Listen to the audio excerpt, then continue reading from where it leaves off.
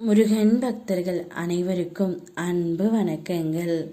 என் அன்பு குழந்தையே, உனக்கு ஒரு நல்ல செய்தியையும் முக்கியமான செய்தியையும் கூறத்தான் இப்பொழுது உன் அப்பா இங்கு வந்திருக்கின்றேன். வாழ்க்கையில் காலம் எவ்வளவு வேகமானது என்று உனக்கு புரிகின்றதா தங்கமே? உன்னை கஷ்டப்படுத்திய, உன்னை அலைவைத்த ஒரு நபருக்கு தீராத நோய் இப்பொழுது வந்துவிட்டது. அதை வெளியில் சொல்லாமல் அனைவரும் உன்னிடத்தில் மறைத்து வைத்து இருக்கின்றார்கள். நான் உன்னிடம் சொல்ல வருவதை கேள் தங்கமே.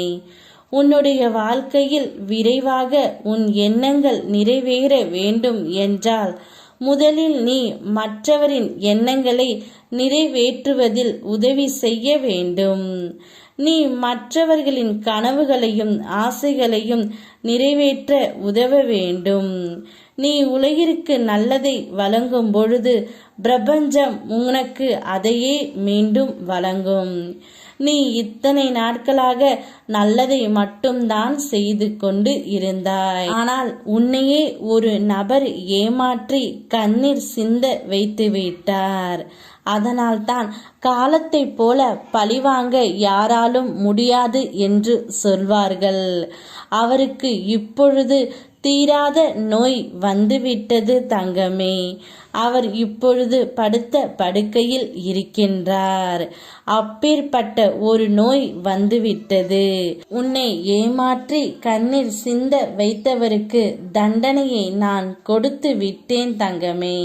இனி கலக்கமில்லாமல் உன்னுடைய வேலைகளை நீ செய்து கொண்டே இரு.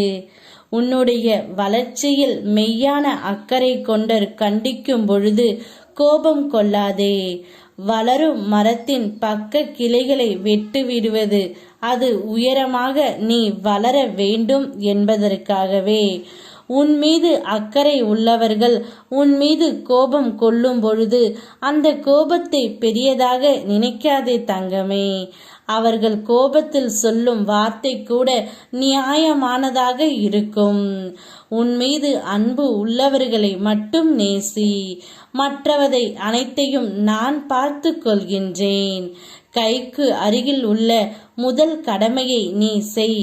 அடுத்த கடமை என்ன என்பது தன்னாலேயே உனக்கு புலப்படும். யாம் இருக்க உனக்கு பயமேன். ஓம் முருகா.